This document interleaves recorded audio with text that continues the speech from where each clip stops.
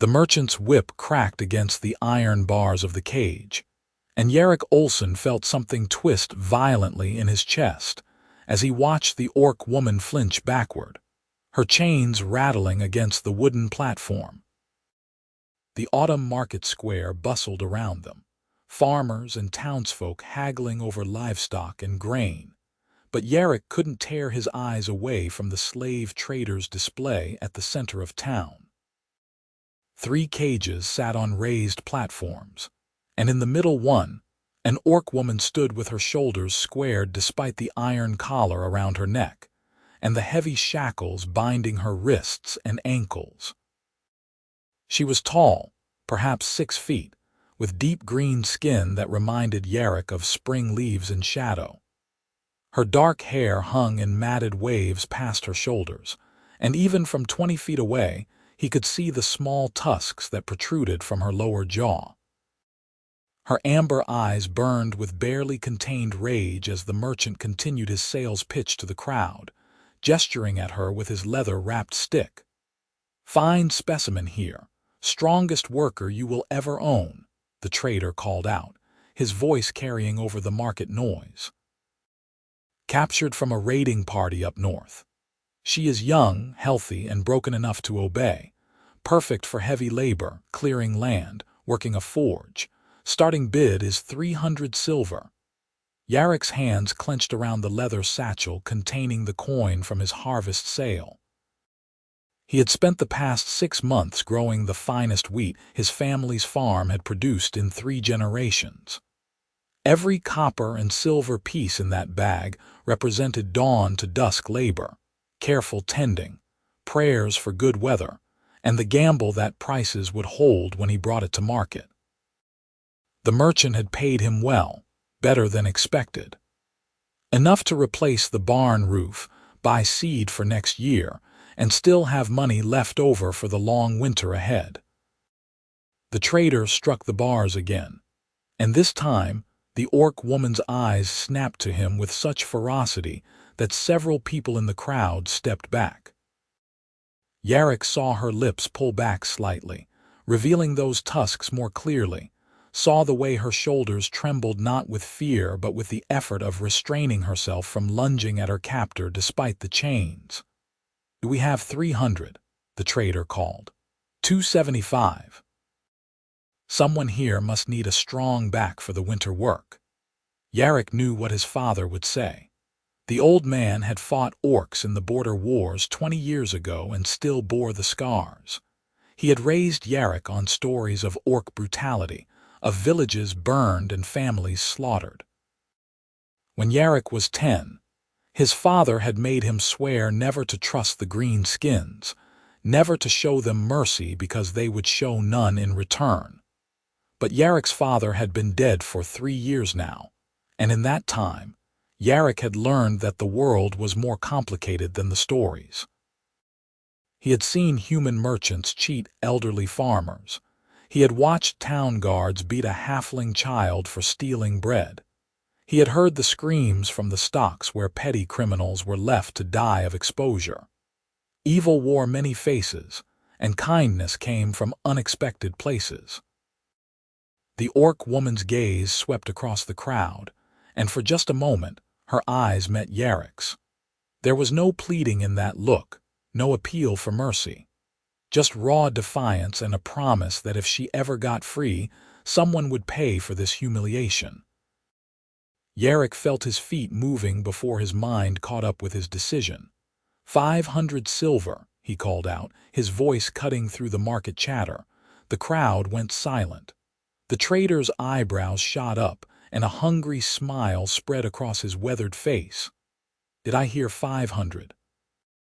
That is very generous, young sir. Do I hear 550? No one else spoke. The other farmers and merchants were staring at Yarrick like he had lost his mind. Old Garrett from the neighboring farm shook his head slowly, his expression pitying. 500 then. Sold to the gentleman farmer. Come collect your property, sir." Yarrick made his way through the crowd on wooden legs. What was he doing? That was his entire harvest, everything he had worked for, everything he needed to survive the winter. But he couldn't stop thinking about the way she had flinched from the whip, couldn't stop seeing that combination of rage and helplessness in her amber eyes. He climbed the platform steps and handed over his satchel to the trader, who counted the coins with practiced speed before nodding in satisfaction. "Excellent. Here is the bill of sale." The man thrust a rolled parchment at Yarrick. "And here is the key to her shackles. I recommend you keep her chained for at least a month while she learns her place. The collar has a ring for a lead rope. Do not let her intimidate you. Show her the whip early and often, and she will learn."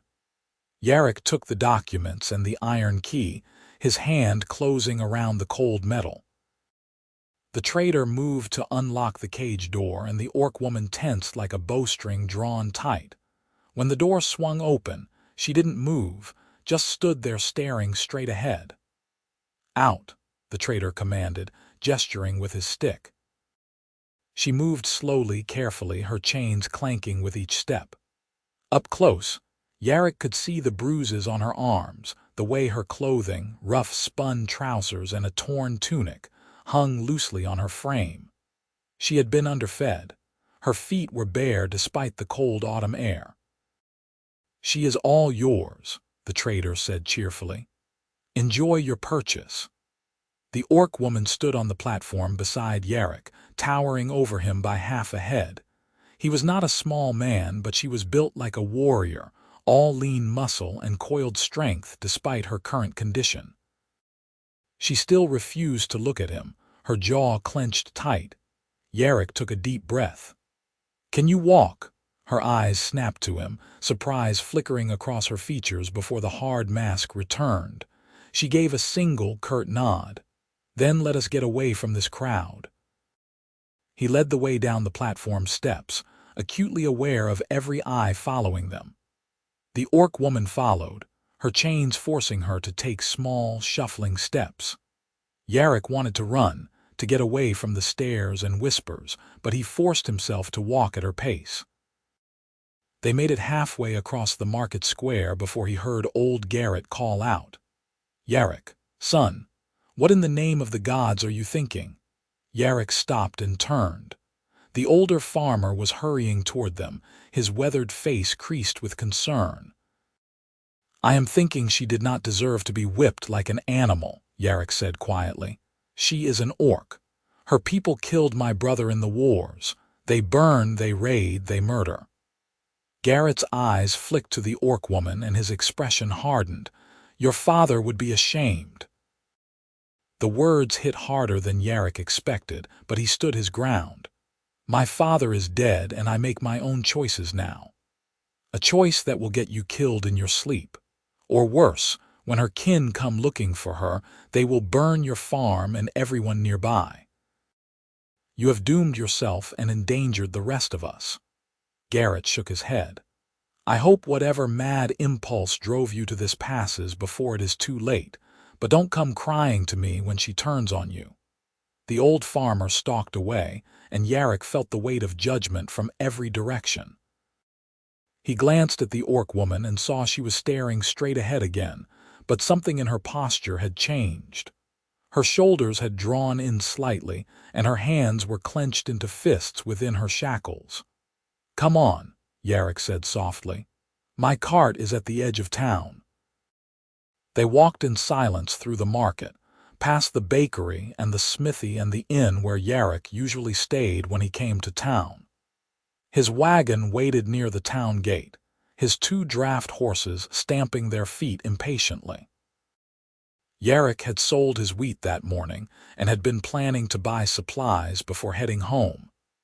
Now his coin was gone, and he had no idea what he was going to do. He helped the orc woman into the back of the wagon, wincing at the way the chains restricted her movement. She settled onto the rough wooden boards, and Yarrick climbed up to the driver's seat. Only then did he realize he still held the iron key in his hand. The sensible thing to do would be to keep her chained. She was bigger than him, stronger than him, and had every reason to hate him just for being human. If he released her and she attacked him, that would be the end of it. But Yarrick thought about the whip, about the cage, about the trader's casual cruelty. He thought about how he would feel in her place. He climbed into the back of the wagon and knelt beside her. She watched him warily, amber eyes narrowed. "I am going to unlock these," Yarrick said, holding up the key. "I am not going to keep you in chains. I am not going to force you to work. When we are out of sight of the town, you can run if you want. Head north to your people. I won't stop you." She stared at him like he was speaking a foreign language. Why? Her voice was deeper than he expected, with a slight roughness to it, but she spoke the common tongue clearly. "Because no one deserves to be caged like that," Yarrick said simply. He reached for the shackles on her ankles first. The key turned smoothly, and the iron fell away with a clank. He moved to her wrists, unlocking each shackle carefully. The orc woman didn't move, didn't even seem to breathe as the chains fell away. Finally, Yarrick reached for the collar around her neck. This lock was stiffer, and he had to wiggle the key a bit before it turned. When the collar fell away, the orc woman's hand flew to her throat, her fingers touching the bare skin like she couldn't believe it was free. Yarrick gathered up the chains and shackles and set them aside, then moved back to the driver's seat without another word. He clicked his tongue at the horses, and the wagon lurched into motion. The town gate passed behind them, and they rolled onto the dirt road that led through farmland toward the western hills. They traveled in silence for nearly an hour. Yarrick kept glancing back, expecting to find her gone, but she remained sitting in the wagon bed, rubbing her wrists where the shackles had chafed her skin raw. The town disappeared behind them, and the road wound through fields of harvested grain and fallow land preparing for winter. Finally, Yarrick pulled the wagon to a stop where the road forked. One path led west toward his farm, another north toward the wilderness and the borderlands where orc clans made their homes. He turned in his seat to face her. "This is where we part ways. The north road will take you toward your people. I have no food to give you, no supplies. I am sorry for that, but you are free." The orc woman looked at him for a long moment, her expression unreadable. Then she spoke, her voice quiet but firm. "You are a fool." "Probably," Yarrick agreed. "You spent everything you had on me. I heard the merchant. That was your harvest money." "Yes." "Why?" Yarrick looked down at his hands, calloused from years of farm work. "I saw the whip.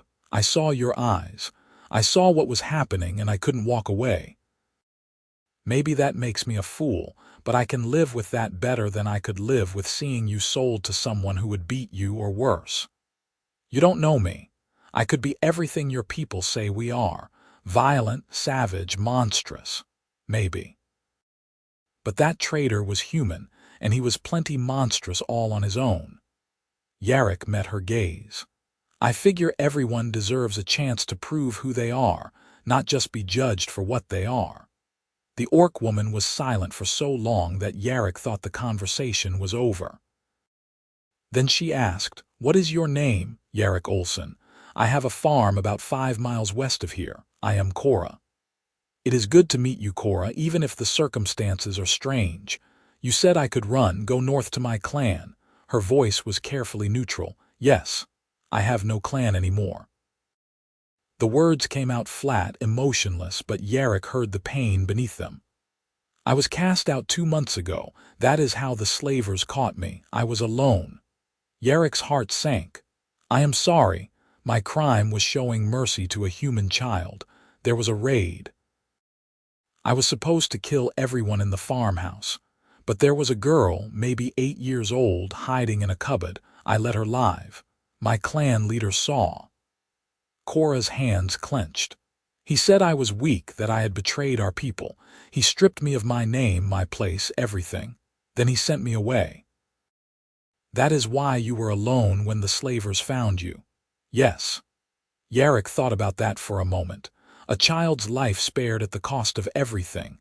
He wondered how many people would have made that choice. "What will you do now?" he asked. Kora looked north toward the distant mountains. I don't know, I can't go back, but humans won't accept me either. I saw how they looked at me in that town square. I heard what that old man said to you. Not all humans are like that. Not all orcs are monsters either, but that doesn't stop your kind from hunting us. She had a point, and Yarrick couldn't argue with it. They sat in uncomfortable silence for a moment, the horses shifting restlessly in their traces. You could come with me, Yarrick heard himself say. To the farm, just for a few days until you figure out what you want to do. I have a barn where you could sleep and I can at least feed you. Kora stared at him. Why would you do that? You already freed me. You don't owe me anything. I know, but winter is coming and you have no supplies, no shelter, nowhere to go. I am not saying stay forever. Just long enough to rest and plan. Yarrick shrugged. Besides, I could use the help. I spent all my money on you, remember? I can't afford to hire workers for the winter preparations. You want me to work for you. I want to offer you a place to stay in exchange for help around the farm. If you choose to accept, that is your decision. If you want to head north instead, that is your decision too. I won't force you either way. Kora looked at him like she was trying to solve a puzzle.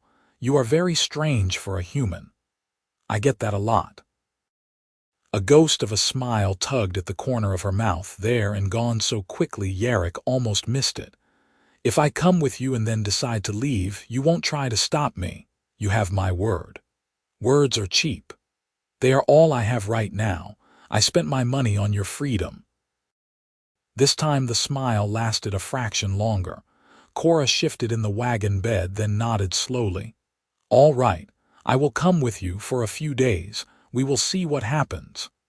Yarrick felt a rush of relief he hadn't expected. Thank you. Don't thank me yet. You might regret this. I might, Yarrick agreed, but I don't think I will. He turned the wagon west, and they continued down the road as the sun began its descent toward the horizon. Yarrick's farm lay in a small valley between two hills, good land with a reliable stream and enough cleared fields to grow wheat, barley, and vegetables. His father had built the house with his own hands 40 years ago, and Yarrick had maintained it as best he could since taking over. As the wagon crested the last hill and the farm came into view, Yarrick felt a familiar mix of pride and anxiety. The house was small but sturdy, with a stone foundation and a thatched roof that badly needed replacing. The barn stood behind it, slightly larger than the house, with room for the horses and a few cattle. The fields stretched out around them, brown and empty now after the harvest. It is not much, Yarrick said as he guided the horses down the slope, but it is home. Kora stood up in the wagon bed, holding onto the side rail as she studied the farm. You work this land alone, since my father died, yes. That is a lot of land for one person. I manage, barely. Yarrick pulled the wagon to a stop near the barn. Come on, let me show you around. He helped her down from the wagon, still careful despite the fact that she no longer wore chains. Kora moved stiffly, her muscles clearly sore from days of confinement. Yarrick showed her the barn first, pointing out where the horses slept, where he stored hay and tools, and the empty loft above. You can sleep up there if you want. It is warmer than being outside and there is plenty of hay for bedding, or there is a storage room in the house if you would prefer. The barn is fine, Kora said quickly. I don't want to impose. You are not imposing, I offered. But Yarrick didn't push. He understood needing space, needing to feel like you had an escape route. He led her to the well behind the house and showed her how to work the pump, then pointed out the vegetable garden, now mostly harvested, and the chicken coop where a dozen hens scratched in the dirt. Do you have family nearby? Kora asked. A wife, children? No wife, no children. My mother died when I was young and my father passed 3 years ago. I have some cousins in the next valley, but we are not close. Yarrick pulled up a bucket of water and offered her the dipper. What about you? Besides your clan, did you have family? Kora drank deeply before answering. My mother died in a raid when I was 15. My father died 2 years later from infected wounds. I had a brother, but he stayed with the clan when I was cast out. He didn't speak in my defense. I am sorry. Don't be. That is how orc clans work. Strength and loyalty to the tribe above all else. I broke that code when I spared the human child. She handed the dipper back. I don't regret it, but I understand why they cast me out. Yarrick wanted to say something comforting, but the words felt hollow before he could speak them. Instead, he just nodded. Let me get dinner started. You must be starving. They walked to the house, and Yarrick opened the door to his small home. One main room served as kitchen and living space, with a fireplace against one wall and a table with 2 chairs. 2 smaller rooms branched off, one his bedroom, and one that had been his father's but now served as storage. Yarrick built up the fire and set a pot of water to boil, then rummaged through his supplies. His stores were lower than they should be this time of year. He had planned to restock after selling the harvest, but that money was gone now. Still, he had enough dried beans, some root vegetables, and a bit of salted pork to make a decent stew. Kora stood awkwardly in the doorway, clearly uncomfortable being inside the house. You can sit, Yarrick said, gesturing to the table. Or go rest in the barn if you prefer. Dinner won't be ready for a while. I will help. You don't have to. You offered me shelter and food. The least I can do is help prepare it. Kora moved into the room, her movements careful, like she expected something to jump out at her. What do you need me to do? Yarrick handed her a knife and some carrots. Can you chop these? They worked in silence for a while, falling into an easy rhythm. Kora handled the knife with practiced efficiency, her cuts precise and even. Yarrick added ingredients to the pot as she prepared them, and soon the small house filled with the smell of cooking food. You are good with that knife, Yarrick observed. All orcs learn to use blades young, for hunting, fighting, survival. Kora glanced at him. Does that make you nervous? Should it? Most humans would be afraid to give an orc a weapon. If you wanted to kill me, you could do it with your bare hands. The knife doesn't change much. Yarrick stirred the pot. Besides, I don't think you are going to kill me. What makes you so sure? You are still here. You could have run a dozen times already or attacked me when I freed you from the chains. But you didn't. So either you are planning something very elaborate, or you are just a person trying to survive. I am betting on the second one. Kora set down the knife and leaned against the table. You are either the bravest human I have ever met or the most foolish. Probably both. Yarrick tasted the stew and added a pinch of salt. My father used to say I had no sense of self-preservation. He was probably right. What would he think of this? Of you bringing me here? Yarrick was quiet for a moment. Honestly, he would be furious. He hated orcs with everything in him. The wars took a lot from him, from everyone in his generation. I grew up on stories of orc raids and human suffering. Then why are you doing this? Why go against everything you were taught? Because I also saw how those stories changed him, how the hate ate away at him until there was nothing else left. He died angry at the world, bitter and alone. Yarrick met her eyes. I don't want to live like that. I would rather take a risk on kindness and be wrong than spend my life hating people I don't even know. Kora studied him for a long moment, something shifting in her expression. That human child I saved. She looked at me the same way you are looking at me now, like I was a person, not a monster. That is why I couldn't kill her. I saw myself in her eyes. What happened to her? I got her outside, told her to run and hide in the woods until her neighbors came. Then I went back and fought alongside my clan for the rest of the raid. But the damage was done. My clan leader had seen my weakness.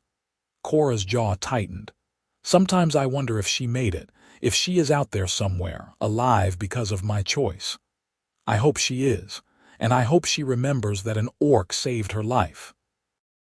They ate dinner at the small table, the conversation flowing more easily now. Kora told him about life in an orc clan, about the constant training and raiding, about the harsh but honest culture where strength was valued above all else. Yarrick told her about farming, about the rhythms of planting and harvest, about the quiet satisfaction of watching crops grow. As darkness fell outside, Yarrick lit a few candles and banked the fire. Kora helped him clean the dishes, and then they stood awkwardly in the main room, neither quite sure how to end the evening. "The barn is open whenever you want to sleep," Yarrick said. "I usually wake up around dawn, but you can sleep as late as you need. You have been through a lot." "Thank you for everything today." Kora hesitated, then added, "I have not met many humans like you. I have not met many orcs like you either." "I am the only orc you have met." "Exactly." That almost smile appeared again, a little stronger this time. Kora nodded and headed for the door, then paused with her hand on the frame. "Yarrick, if my clan or other orcs come looking for me, I want you to tell them I forced you to help me. Tell them I threatened you. I don't want you to suffer for showing me kindness. I appreciate that, but I make my own choices. Whatever comes from this is my responsibility." "You really are foolish." "Good night, Kora. Good night."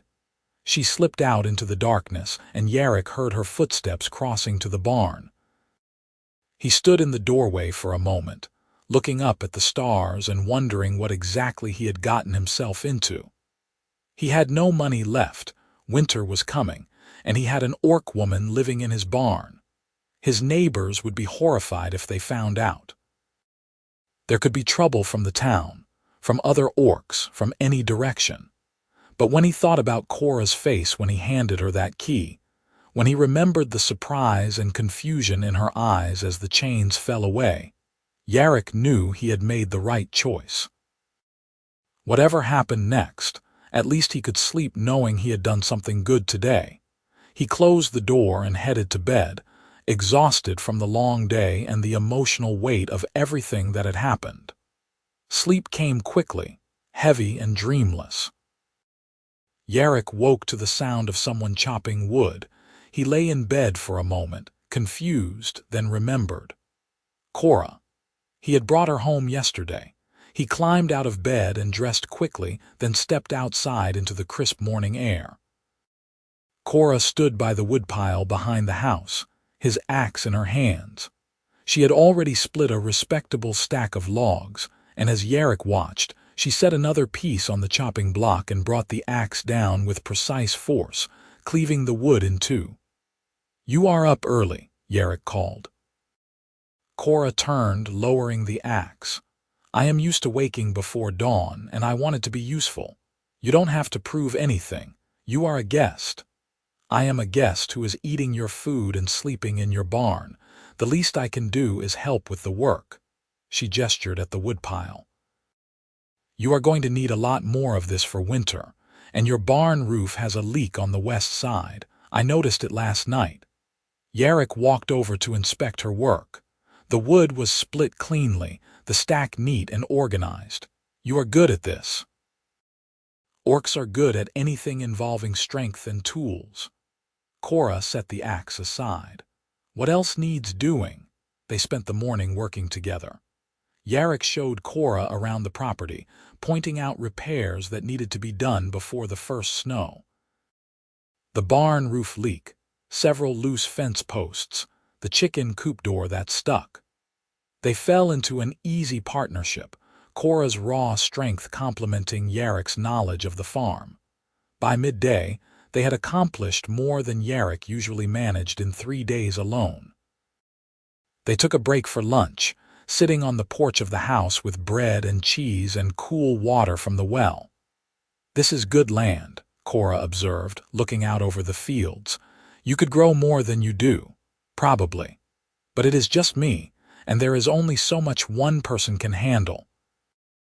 "You need help, I know, but hired labor costs money and I usually just scrape by each year." Yarrick didn't mention that he had no money at all now, but Kora was smart enough to figure that out on her own. What will you do this winter? Without the money from your harvest, survive. Somehow. Yarrick tried to keep his voice light, but the reality was starting to sink in. He had enough food stored to last a few months if he was careful, but he couldn't afford seed for next year's planting. He couldn't afford repairs or supplies. One bad stroke of luck, one serious problem, and he would lose everything. Kora was quiet for a moment. I could stay, through the winter, help you with the work, help you prepare for next year's planting. If there are two of us, we could do more, grow more, maybe make enough to get you back on solid footing. Yarrick's heart jumped at the offer, but he forced himself to think carefully. That is generous, but you don't owe me anything. I freed you because it was the right thing to do, not because I expected something in return. I know, but you gave me something I haven't had since my clan cast me out, a purpose, a place to be. Kora met his eyes. I have nowhere else to go, Yarrick, at least here I can be useful. And you clearly need the help. It won't be easy, people in town will talk, some might cause trouble. I can handle trouble.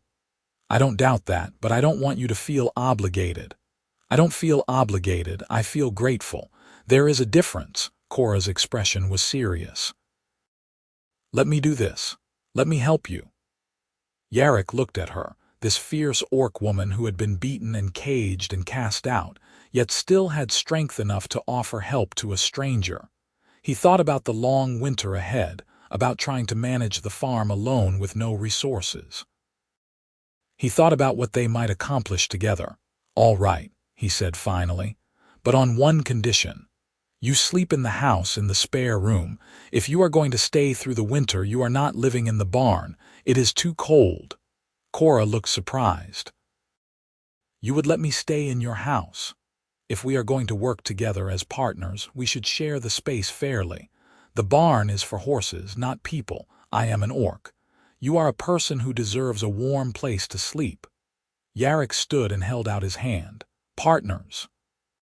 Kora stared at his offered hand for a long moment, then slowly reached out and clasped it.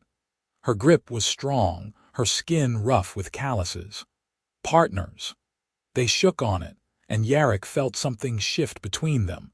This was no longer just a temporary arrangement. They were committing to each other, at least for the season ahead. It was terrifying and exciting in equal measure. The afternoon brought more work.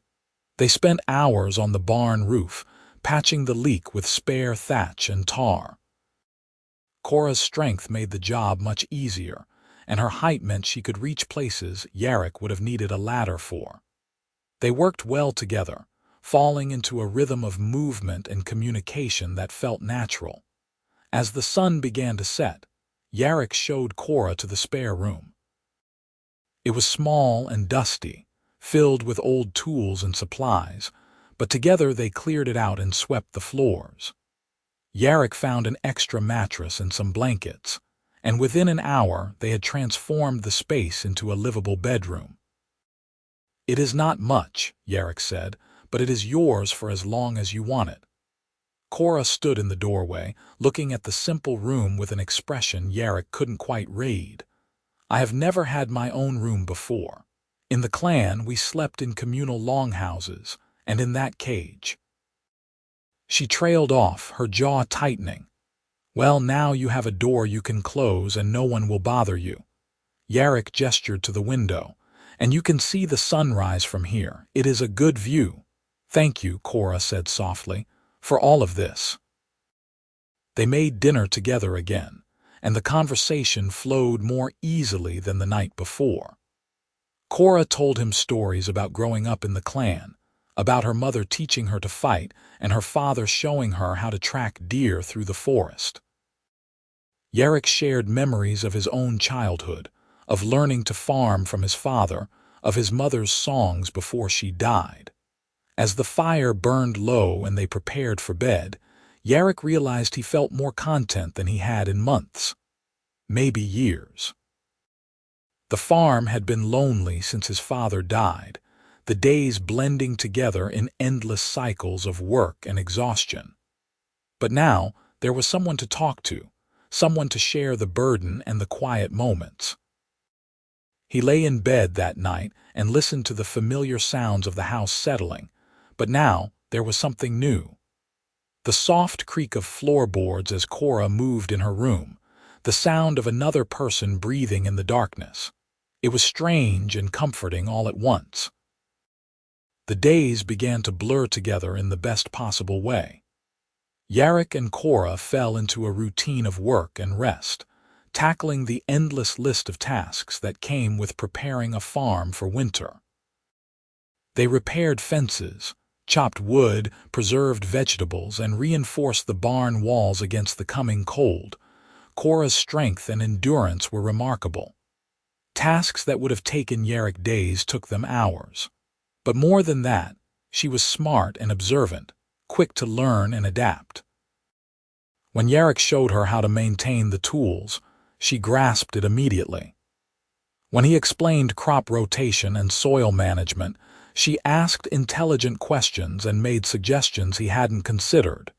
In the evenings, they cooked together and talked. Sometimes about practical matters, plans for the farm and the spring planting. Sometimes about deeper things, about their pasts and their fears and their hopes. Yarrick learned that Kora loved thunderstorms and hated mushrooms, that she could whistle complicated melodies, and that she secretly enjoyed terrible jokes. That beneath the fierce exterior was someone thoughtful and kind who had been hurt by the world but refused to let it destroy her capacity for hope. Kora learned that Yarrick was quieter than he seemed, that he thought deeply about things but didn't always voice his thoughts, that he had a stubborn streak when it came to fairness and justice, that he blamed himself for his father's bitterness, though it was not his fault, that he dreamed of making the farm into something more, not for money or prestige, but because he wanted to create something good and lasting. 3 weeks after that first day, they were working in the far field when Yarrick heard horses approaching. He looked up to see 4 riders coming down the road toward the farm. His stomach tightened with anxiety. Visitors were rare, and he recognized 2 of the riders, old Garrett from the neighboring farm and one of the town constables. "We have company," Yarrick said quietly. Kora followed his gaze and tensed. "Do you want me to hide?" "No, if they are here about you, hiding won't help, and I am not going to act like you are something shameful." They walked back toward the house together. The riders pulled to a stop near the barn, and Yarrick raised a hand in greeting. "Garrett, constable. What brings you out here?" The constable, a hard-faced man named Pym, looked pointedly at Kora. "We heard some troubling rumors. Thought we should check on you." "Rumors? That you are keeping an orc on your property, that you bought her at the market and brought her here." Garrett's voice was tight with concern. "Tell me it is not true, boy." Yarrick felt Kora go very still beside him. He took a breath and met the constable's eyes. "It is true. Her name is Kora and she is helping me work the farm." "You fool," Garrett said. "Do you have any idea what you have done?" "I know exactly what I have done. I gave someone a chance who deserved one." Constable Pym shifted in his saddle. "The law is not clear on orcs, Yarrick. They are not citizens, but they are not exactly property either. If she is here willingly, I cannot force her to leave. But if she causes trouble, if anyone gets hurt, it falls on you. She won't cause trouble. How can you be sure? She is an orc. Violence is in their blood." Kora's voice cut through the tension like a blade. "Violence is in everyone's blood, human. You don't get to pretend your people are innocent while painting mine as monsters. I have seen what humans do to each other. I was in that slave trader's cage because of humans." The constable's hand moved toward his sword and Yarrick stepped forward. "Don't. She is not threatening you. She is stating facts. She is an orc on your property, and the town wants to know you have her under control. She is a person helping me run my farm, and she is under her own control, as it should be." Yarrick's voice was firm. "I appreciate your concern, but unless you have an actual legal issue with this situation, I would like to get back to work." Garrett shook his head sadly. "You are making a mistake, Yarrick. When this goes wrong, don't say I didn't warn you." Noted. The riders turned and left, and Yarrick watched them go with a knot in his chest. That would not be the end of it. Word would spread. People would talk. There might be more trouble down the road. He turned to find Kora staring at him. "You defended me, to the law." "Of course I did." "You could have told them I was forcing you to shelter me. You could have asked them to take me away." "I could have, but I didn't want to." Yarrick met her eyes. "You are my partner, Kora. That means something." She looked at him for a long moment, something vulnerable and uncertain flickering across her features. Then she nodded slowly. "You are either the best human I have ever met or the stupidest." "Why can't I be both?" That earned him a genuine smile, bright and unexpected. It transformed her face, made her look younger and lighter. Yarrick felt his breath catch slightly, surprised by how beautiful she looked when she smiled. They went back to work, but something had shifted again. The constable's visit had forced them to acknowledge what they were becoming, not just employer and worker, not just two people sharing a space, but something deeper. Allies, friends, partners in the truest sense. That night after dinner, Kora spoke up as Yarrick was banking the fire. "When I was in that cage, I decided I would rather die than be owned by someone. I planned to fight to force them to kill me the first chance I got." Her voice was quiet but steady. "Then you came along. You paid everything you had and you gave me the key. You didn't even wait until we were somewhere private. You freed me right there where anyone could see, where I could have run or attacked you." Yarrick turned to face her. "I couldn't leave you in those chains. I know. That is what I have been trying to understand, why you did it. What you wanted from me. I didn't want anything from you. That is what makes no sense. Everyone wants something, but you have never asked me for anything except to help with the work. You haven't tried to control me or own me or use me. You have just been kind."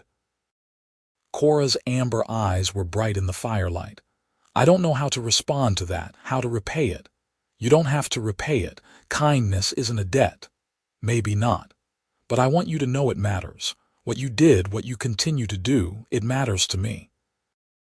The weight of her words hung in the air between them.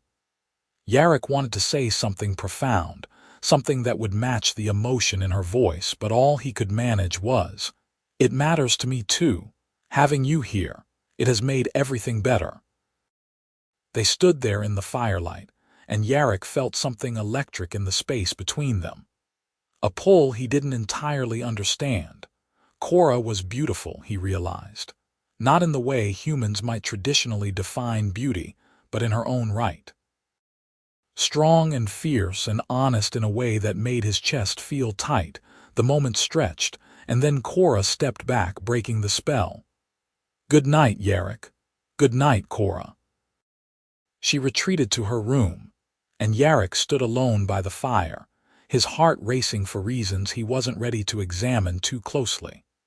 The first snow came in early November, a light dusting that melted by midday but promised heavier weather to come. Yarrick and Kora worked faster, trying to finish the last preparations before the real storms hit. They reinforced the chicken coop, stacked firewood against the house walls, and checked all the animals to make sure they were healthy and ready for the cold months. One afternoon, while they were mending a section of fence, Yarrick noticed Kora shivering despite her heavy work. "Are you cold?" "I am fine." "You are shivering. When was the last time you had proper winter clothes?" Kora looked down at herself. She was still wearing the rough trousers and tunic she had been captured in, now patched and mended but clearly inadequate for winter. "I have been making do." "That is not good enough. Come on." Yarrick led her back to the house and rummaged through his father's old trunk. The man had been larger than Yarrick, and while the clothes would still be small for Kora, they would be better than what she had. He pulled out a heavy wool cloak, thick trousers, and a fur-lined tunic. "Try these." Kora took the clothes hesitantly. "These were your father's. He is not using them anymore, and he would rather they keep someone warm than gather dust in a trunk."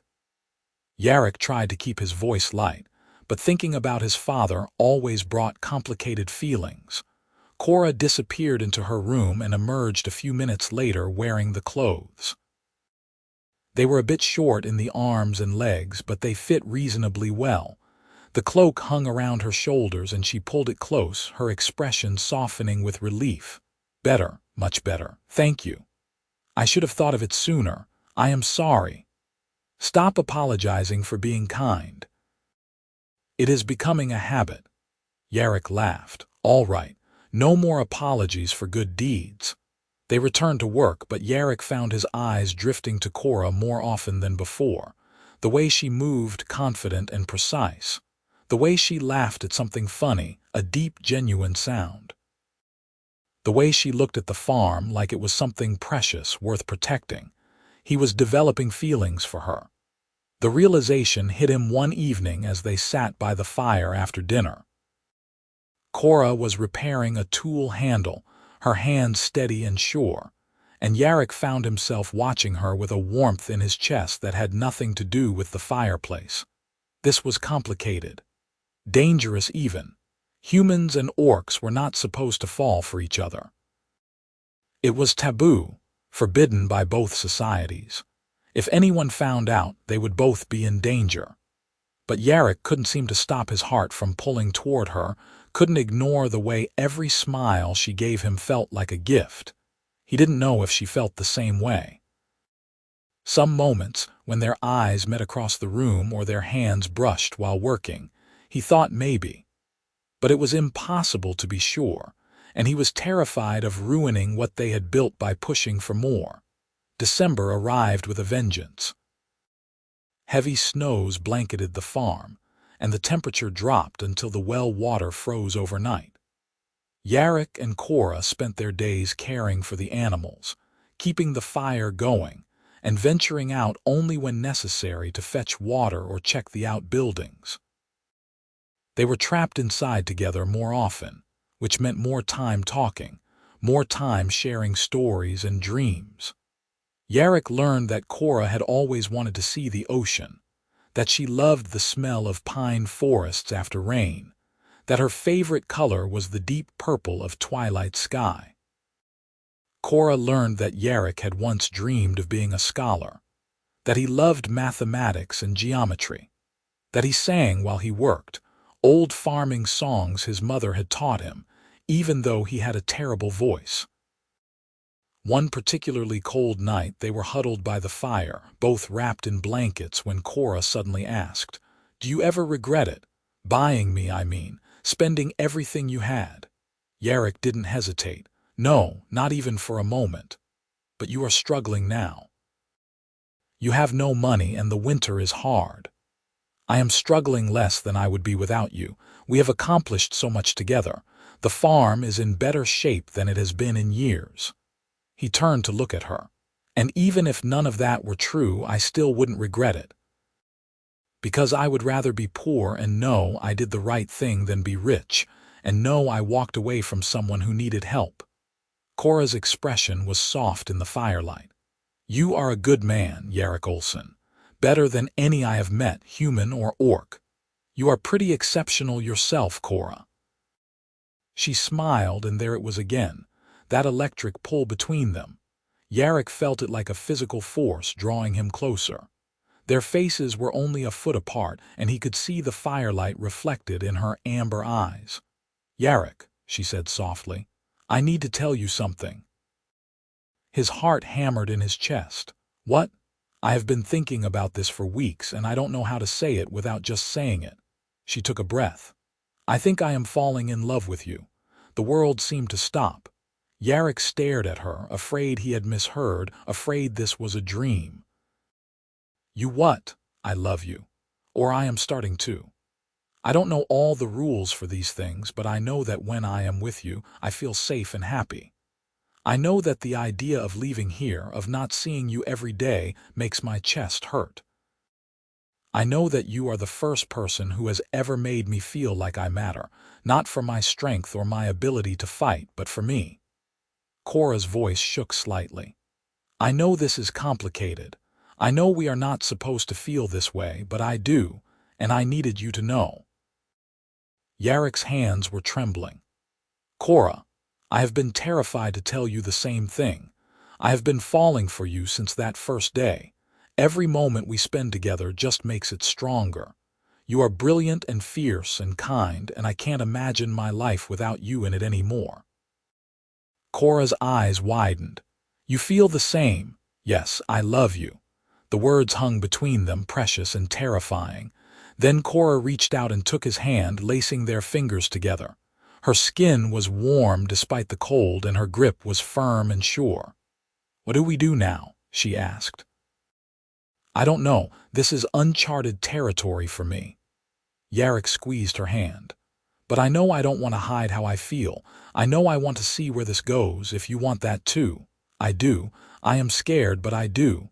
I am scared too." They sat there holding hands, both trembling slightly with the enormity of what they had just confessed. Then Yarrick leaned forward slowly, giving her time to pull away if she wanted. Kora met him halfway, and their lips touched in a gentle, tentative kiss. It was strange and wonderful. Her tusks were different, something Yarrick had to navigate, but her lips were soft, and she tasted like the tea they had drunk with dinner. The kiss was brief, barely more than a brush of contact, but it sent warmth flooding through Yarrick's entire body. When they pulled apart, Kora was smiling that rare, brilliant smile. "That was nice." It was. "Can we do it again?" She laughed and leaned in, and this time the kiss lasted longer. They were both uncertain, learning each other, but there was joy in the discovery. When they finally separated, they stayed close, foreheads touching. "This is going to be complicated," Kora murmured. "The town already doesn't trust me. If they find out we are together, it could be bad. I know, but I don't care. You are worth any amount of trouble. You might not feel that way when they burn your farm down. Then we will build a new one together." Yarrick pulled back enough to meet her eyes. "I am not giving you up, Kora, not for fear of what others might think, not for anything." She kissed him again, harder this time, with more certainty.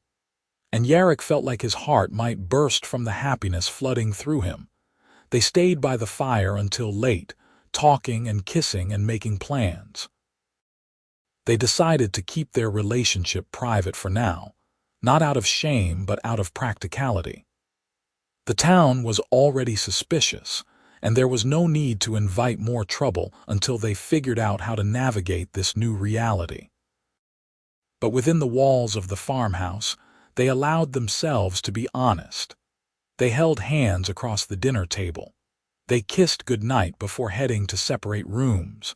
They spoke openly about their feelings and fears. It was new and fragile and more precious than anything Yarrick had ever experienced. The winter deepened, and with it, their relationship grew. They learned each other's bodies through gradual exploration, through tentative touches and growing confidence. Kora was strong and sure, but she was also gentle when it mattered. Yarrick was careful and attentive, always checking that she was comfortable, that she wanted this. Their first real night together came in January, during a blizzard that trapped them inside for 3 days straight. They had been dancing around it for weeks, the tension building with every kiss, every touch. Finally, as they lay together by the fire, wrapped in blankets against the cold, Yarrick asked quietly if she wanted more. Kora's answer was to kiss him deeply and guide his hands under her shirt. They made love slowly, carefully, learning each other in the firelight.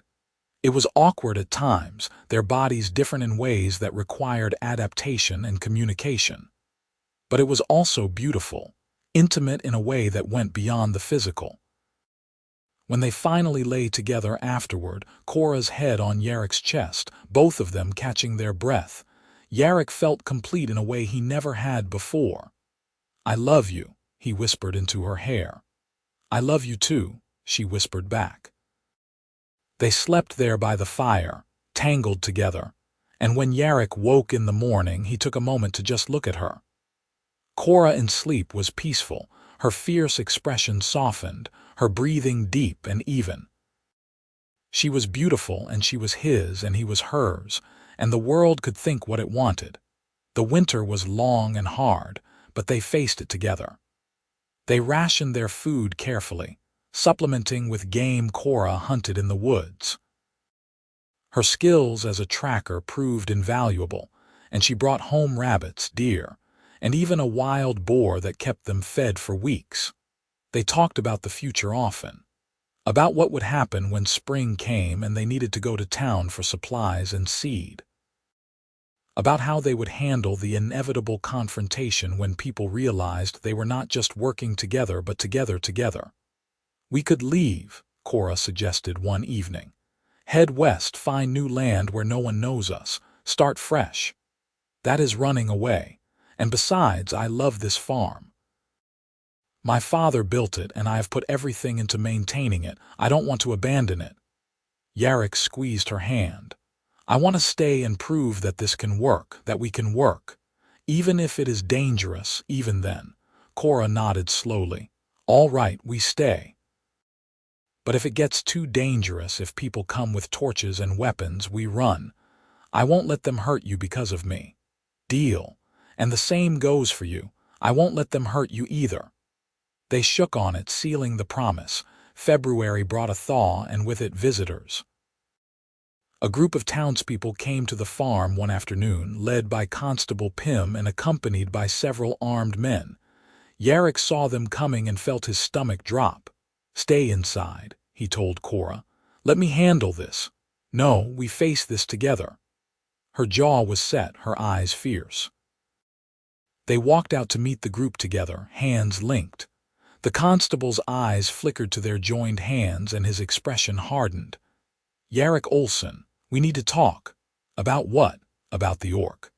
There have been reports of orc raiders in the area, farms burned, livestock stolen. The town council wants to ensure that your guest is not involved. Kora has been here with me all winter. She has not left the farm except to hunt game for food. She has nothing to do with any raids, so you say. But orcs are orcs. They stick together." One of the armed men stepped forward. "For all we know, she is signaling her kin, bringing them down on us." Kora's voice was sharp. "I have no kin. My clan cast me out months ago. I have no contact with any other orcs, and I have no interest in raiding. I am trying to live a quiet life here.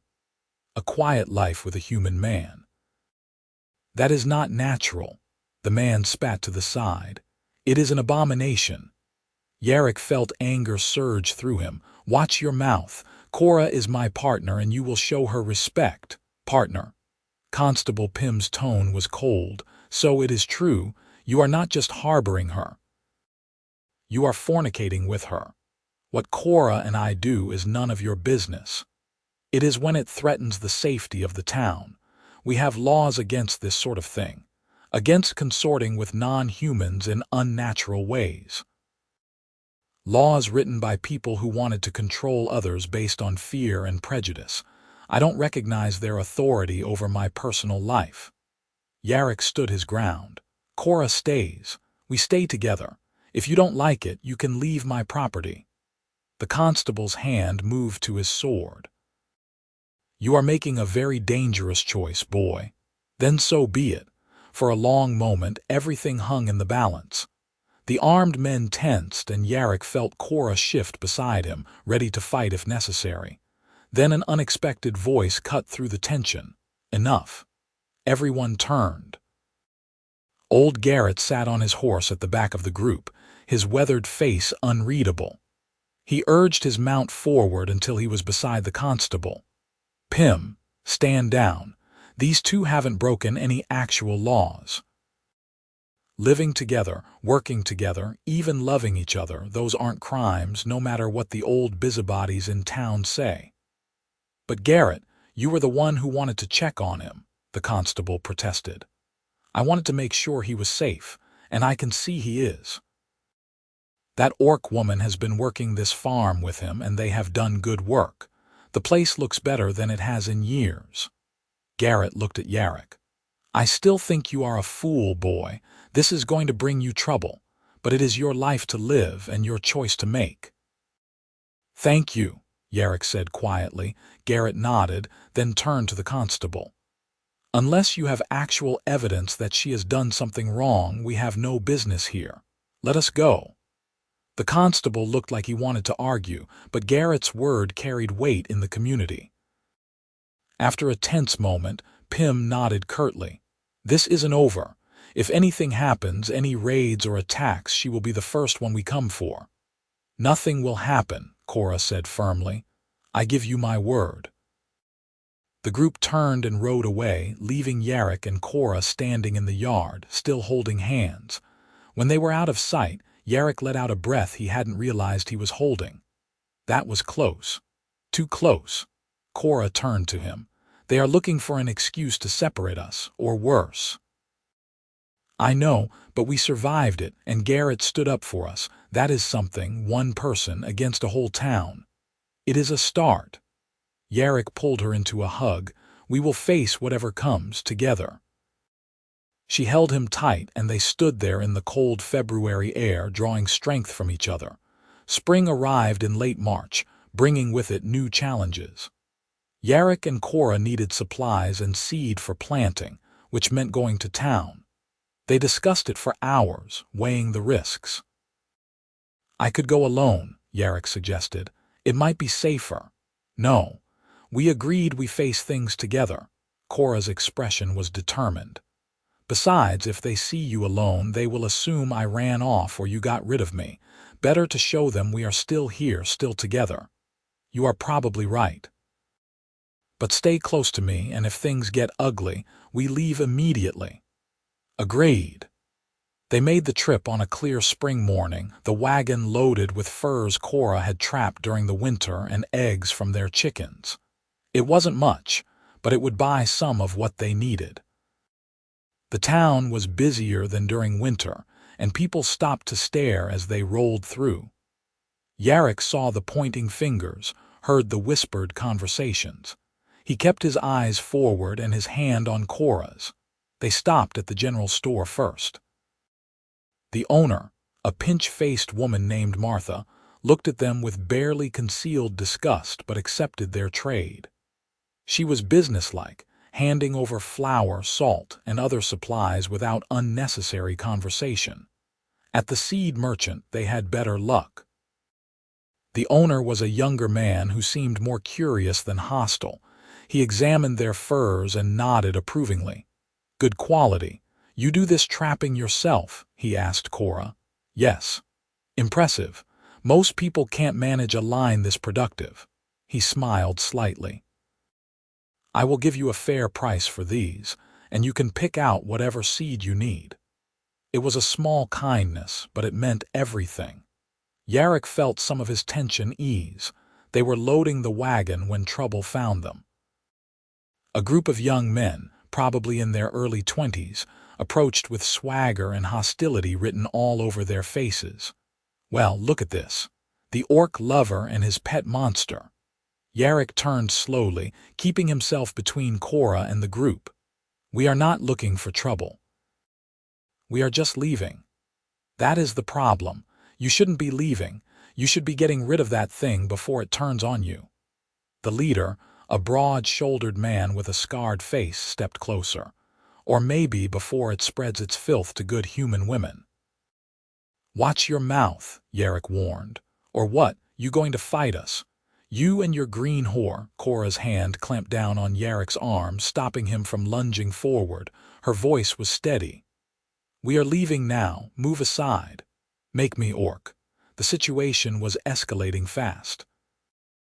Yarrick's mind raced, trying to find a way out that didn't end in violence. Then another voice joined the fray. Is there a problem here? Constable Pym approached, his hand on his sword hilt. The young men stepped back slightly, recognizing authority. Just having a conversation, Constable. Didn't look like a conversation, looked like harassment. Pym's gaze swept over them, then moved to Yarrick and Kora. You two should move along. Now. It wasn't help born from kindness, Yarrick knew. The constable just didn't want a brawl in the middle of town, but he would take it. Thank you, Constable. We are going. They climbed into the wagon and left town quickly, not relaxing until the buildings disappeared behind them. Kora let out a long breath. That was unpleasant, it was, but we made it through. Yarrick glanced at her. Are you all right? I am fine. I have dealt with worse. She managed a smile. At least no one actually tried to kill us. The bar is very low, apparently. They laughed, releasing some of the tension, and made their way home. Despite the confrontation, the trip had been a success. They had supplies and seed, and they had shown the town they were not going anywhere. The spring planting began in earnest. Yarrick and Kora worked from dawn to dusk, turning the soil, planting rows of wheat and barley and vegetables. The work was hard but satisfying, and there was hope in every seed they put in the ground. Their relationship deepened with the season. They moved Kora's things into Yarrick's room officially, no longer pretending they needed separate spaces. They were partners in every sense now, building a life together. One evening in late April, as they sat on the porch watching the sunset, Kora spoke quietly. What happens when my people find out about this, about us? Yarrick had wondered the same thing. Will they come looking for you, maybe? I was cast out, but that doesn't mean they won't care if they hear I am living with a human. It could be seen as a betrayal, even worse than the mercy I showed that child. Kora's jaw tightened. If they come, it won't be friendly. Then we will deal with it. The same way we have dealt with everything else. You are very optimistic for someone who might end up facing down a war party of orc warriors. I have faith in us. We have made it this far. Kora leaned against him, and they sat in comfortable silence as the sky turned from gold to purple to deep blue. Whatever challenges lay ahead, they would face them together. May brought the first real test. Yarrick was working in the far field when he heard shouting from the direction of the house. He dropped his tools and ran, fear clutching at his chest. He arrived to find Kora facing off against 3 orc warriors. They were bigger than her, heavily armed, and they looked furious.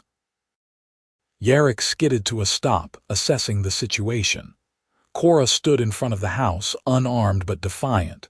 You have no right to be here, she was saying. I was cast out. I am no longer part of the clan. You were cast out, yes, but you have gone beyond that. You have taken up with a human. You live in his house, work his land, share his bed. The lead warrior, a massive orc with iron-gray skin and tusks the size of daggers, spat on the ground. You have become an abomination, Kora. The elders sent us to end this disgrace. I am not going back. You can tell the elders I am happy here, happier than I ever was with the clan. We are not here to bring you back. We are here to kill you, and you're human. Yarrick stepped forward, and all 3 warriors turned to face him. Kora has done nothing wrong. She has been cast out from your clan, so what she does now is her own business. A human speaks. How touching. The leader's eyes were cold. You have corrupted her, turned her weak. For that you die first. The warrior drew his sword, and Yarrick felt time slow down. He had no weapon, no way to defend himself against an armed orc warrior. But he wouldn't back down, wouldn't abandon Kora. Then Kora moved. She was fast, faster than Yarrick had ever seen her. She grabbed a pitchfork leaning against the house and stepped between Yarrick and the warriors. You want to kill him, you go through me first. So be it, traitor. The fight was brutal and swift. The lead warrior swung his sword, and Kora deflected with the pitchfork, the metal ringing. She used the weapon's reach to keep him at bay, jabbing and striking with precision. The other two warriors moved to flank her, and Yarrick grabbed a shovel, determined to help despite his lack of combat training. He managed to block one warrior's strike, the impact jarring his arms. The orc snarled and raised his weapon for another blow. Then something whistled through the air, and the warrior stumbled, an arrow protruding from his shoulder. Yarrick spun to see old Garrett on horseback, a bow in his hands. The old farmer knocked another arrow and let fly, catching the second warrior in the leg. "Get inside, both of you," Garrett yelled. Kora was still engaged with the leader, their weapons clashing. But now the odds were more even. Garrett's arrows kept the wounded warriors at bay, and Kora pressed her advantage. With a final, powerful strike, she knocked the leader's sword from his hand and leveled the pitchfork at his throat. "Leave. Now. Tell the elders I am done with the clan, and if they send anyone else after me, I will fight, and I won't be alone." The lead warrior looked at her with something like grudging respect. "You have chosen your path, Kora, but know that you are dead to us now. There is no going back." "I don't want to go back." The warriors retreated, helping their wounded comrades. They disappeared into the woods, and silence fell over the farm. Kora lowered the pitchfork, her hands shaking with adrenaline. Yarrick ran to her, checking her for injuries. "Are you hurt?" "I am fine." "You?" "Fine, thanks to you and Garrett." Yarrick turned to the old farmer, who was dismounting. "You saved us." "Why?" Garrett shrugged. "I have been thinking a lot since that day in the market, about your father, about the wars, about everything. And I realized that holding on to old hate was just poisoning me. You two have something good here, something honest. I was wrong to judge it." Kora approached slowly.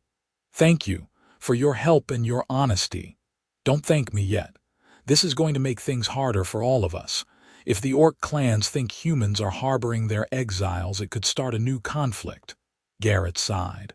"But that is a problem for another day. Right now, let me help you patch up this mess." The three of them worked together to secure the farm and tend to any damage. Garrett stayed for dinner, and they talked late into the night about the future, about how to navigate the growing tensions between humans and orcs. "You need allies," Garrett said. "People who will stand with you if things get worse. I will talk to some of the other farmers, the ones who aren't blinded by old prejudices. We will see who we can bring to your side." "That is more than we could ask for," Yarrick said. "It is what neighbors do. Or what they should do anyway." Garrett left at dawn, promising to return in a few days with news. Yarrick and Kora stood in the yard, watching him ride away. "Things are changing," Kora said quietly. "We can't hide anymore." "No, but maybe that is a good thing.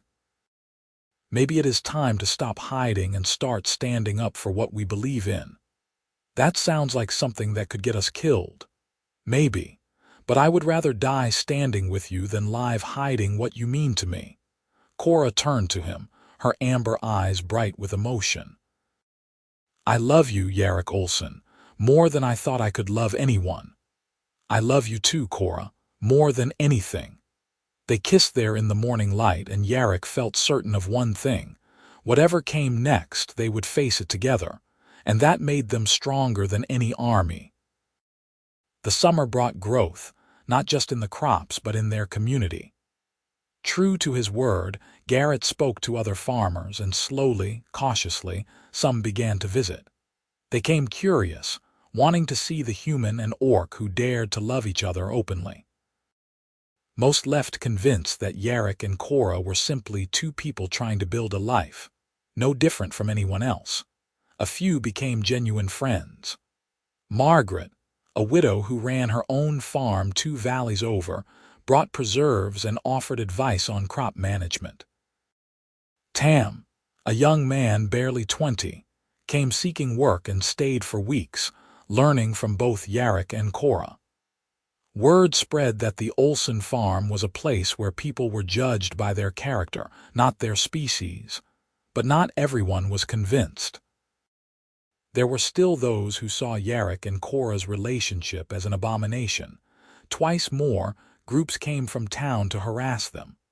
Once, someone burned a section of their fence, but each time they rebuilt. Each time they stood firm. In July, as the wheat grew golden in the fields, Yarrick realized they had done it. They had survived the worst and come out stronger. The farm was thriving, their relationship was solid, and they had friends who supported them. One evening, as they sat on the porch watching the sunset, Yarrick turned to Kora. "I have been thinking about something. That sounds dangerous," she teased, "probably, but I want to ask you something important." Yarrick took her hand. "Kora, we have built something here. A home, a life, a future.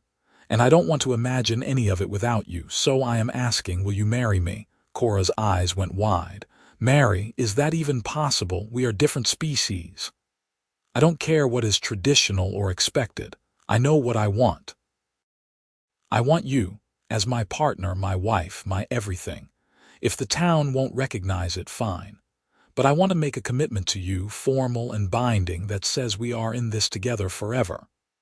Tears formed in Kora's eyes, and for a moment, Yarrick worried he had overstepped. Then she smiled, brilliant and beautiful, and pulled him into a fierce hug. "Yes, yes, I will marry you."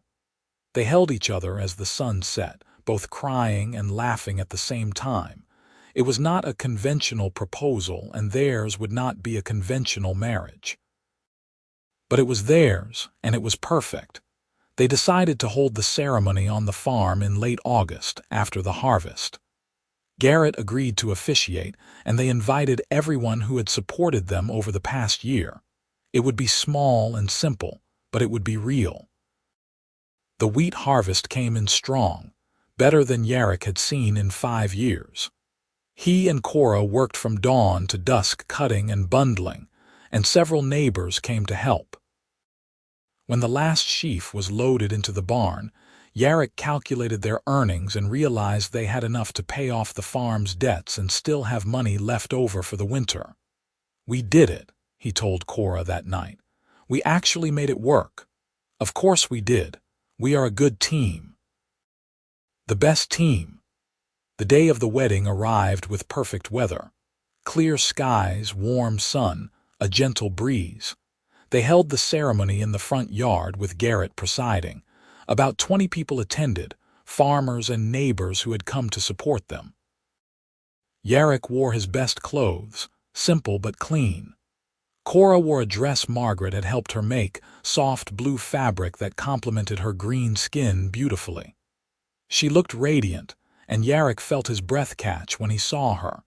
Garrett kept the ceremony short and sweet. "We are here to witness the union of two people who have proven that love transcends boundaries.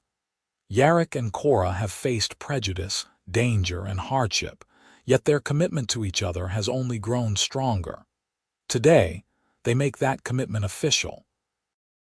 Yarrick spoke first, his voice shaking slightly with emotion. "Kora, you came into my life in chains, and I gave you freedom. But what I didn't expect was that you would free me too. Free me from loneliness, from living half a life, from accepting that things are the way they are and can never change. You have shown me what bravery looks like, what love looks like. I promise to stand with you, to support you, to love you for as long as I live." Kora's turn came, and tears streamed down her face as she spoke. "Yarrick, when you handed me that key in the town square, you gave me more than freedom. You gave me hope. Hope that the world could be different, that people could be kind, that I could have a future worth living. You saw me not as a monster or a slave, but as a person deserving of dignity. Every day with you has been a gift, and I promise to cherish that gift. I promise to love you, to work beside you, to build a life with you that honors what we have overcome to be here." They exchanged simple rings Yarrick had commissioned from the town blacksmith, who had surprised them by offering to do the work for free. Then Garrett pronounced them married, and everyone cheered. The celebration was modest but joyful. They roasted a pig, shared food and drink, and danced to music played on a fiddle by one of the neighbors. As the sun set and lanterns were lit, Yarrick and Kora stood together surrounded by friends, and Yarrick felt a completeness he had never known. Old Garrett approached with a cup of ale. "You two have done something remarkable. You have shown that love and courage can overcome even the deepest divides. I am proud to know you." "Thank you," Yarrick said, "for everything. We would not be here without you." "Nonsense. You would have found a way. You are both too stubborn to give up." Garrett raised his cup. "To the newlyweds, may your life together be long and full of joy." "To the newlyweds," everyone echoed. As the party wound down and guests departed, Yarrick and Kora stood alone in the yard. The lanterns cast soft light, and the night air was warm and perfect. "Well, wife," Yarrick said, testing out the word, "how does it feel? Strange, wonderful, terrifying?" Kora smiled. "How about you, husband?" "All of the above, but mostly just happy." They went inside, and for the first time Yarrick carried her over the threshold, both of them laughing at the tradition. They made love slowly, savoring the significance of the day, of the commitment they had made. Afterward, as they lay tangled together, Kora spoke quietly. "Do you think we will really make it? Long term, I mean. Will the world let us be happy? I don't know what the world will do, but I know that we are strong enough to face whatever comes. We have proven that already." Yarrick kissed her forehead. "And I know that I will never stop fighting for us, for this life we have built. Neither will I." They fell asleep in each other's arms, content and secure in the knowledge that they had chosen each other, committed to each other, and nothing could change that. The autumn came, and with it, a surprise. A messenger arrived at the farm one morning with a letter bearing an official seal. Yarrick opened it nervously, worried it was some new legal challenge. Instead, it was an invitation. The regional governor had heard about Yarrick and Kora's story. He wanted to meet them, to hear their perspective on human-orc relations. The letter was respectful, even admiring, and it requested their presence at the governor's residence in 2 weeks. "Is this a trap?" Kora asked, reading over Yarrick's shoulder. "I don't think so. The governor is known to be a progressive thinker. He has been pushing for peace treaties with the orc clans for years."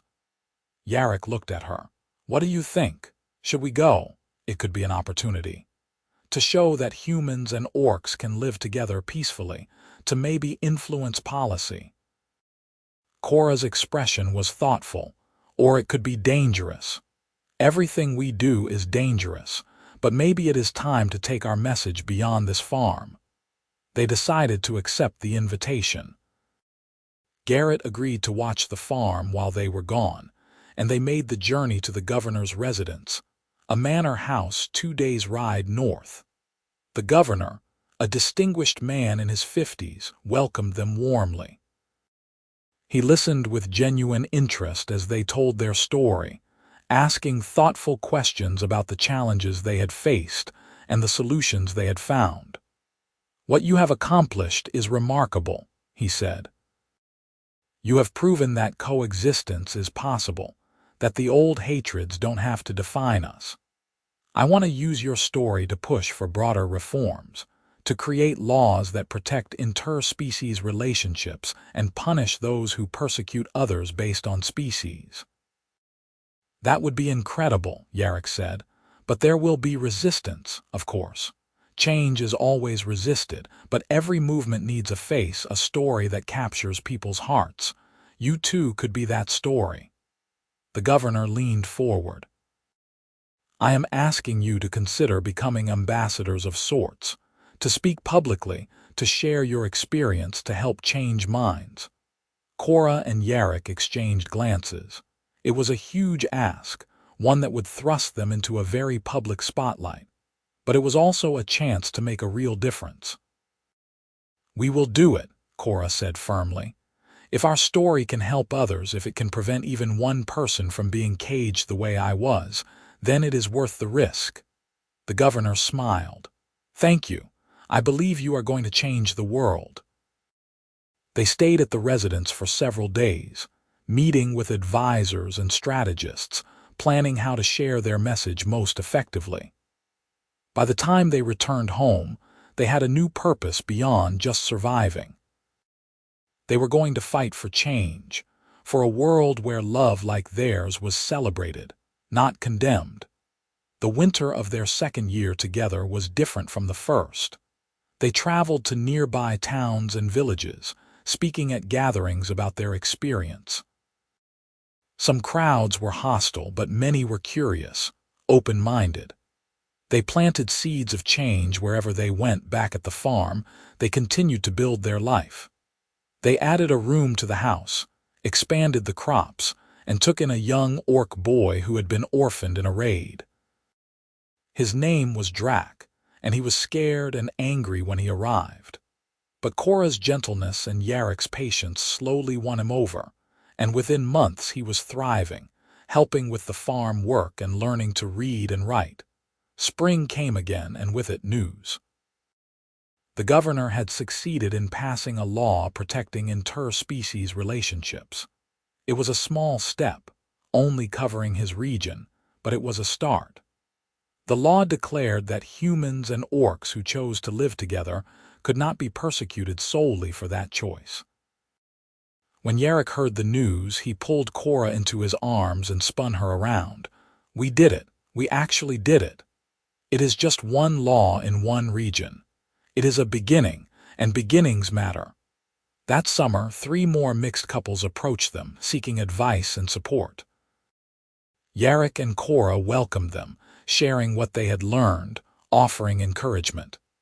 A small community was forming, people who believed in love over prejudice, in unity over division. Years passed. The farm prospered. Drac grew into a fine young man, eventually leaving to start his own farm with his new human wife. More laws passed in more regions. The world changed slowly, one heart at a time. On their 10th anniversary, Yarrick and Kora stood on the porch of their expanded home and looked out over their land. The farm was thriving, their marriage was strong, and they had made a real difference in the world. "You ever regret it?" Kora asked, echoing her question from years ago. "Spending everything you had to buy me?" Yarrick pulled her close and kissed her. "Best money I ever spent." She laughed, the sound bright and free. "You are still a fool. And you love me for it." "I do, more every day." They stood together as the sun set, watching the land they had built together, the life they had created. It had not been easy. There had been struggles and sorrows along the way. But there had also been joy, love, and the satisfaction of knowing they had made the world a little bit better. Yarrick thought back to that day in the market square, when he had seen a caged orc woman, and made an impulse decision that changed everything. He had traded his entire harvest for her freedom, handed her the key before they even left town, and trusted that somehow things would work out. It had been the best decision of his life. As darkness fell and stars appeared overhead, Yarrick and Kora went inside their home, hand in hand, ready to face whatever tomorrow brought. Together, as they always had been and always would be, the story of the farmer who bought an orc's freedom and fell in love with her became legend. People told it to their children, a tale of courage and compassion, of love transcending boundaries. And in a small farmhouse in a valley between 2 hills, Yarrick and Kora lived out their days in happiness, proving every single day that the legend was true. They grew old together, their love deepening with each passing year. When travelers came seeking the famous couple, they found not heroes or symbols but simply 2 people who had chosen each other and never looked back. 2 people who worked side by side, laughed together, argued sometimes, and always stood united against the world. And when their time finally came, Many years later, they died peacefully in their sleep, still holding hands. The community they had built mourned them, but also celebrated them, knowing that Yarrick and Kora had lived fully, loved deeply, and changed the world for the better. Their farm passed to one of the young mixed couples they had mentored, ensuring that the legacy continued. And somewhere in the great mystery beyond life, two souls reunited, ready to continue their adventure together in whatever came next, because love like theirs did not end.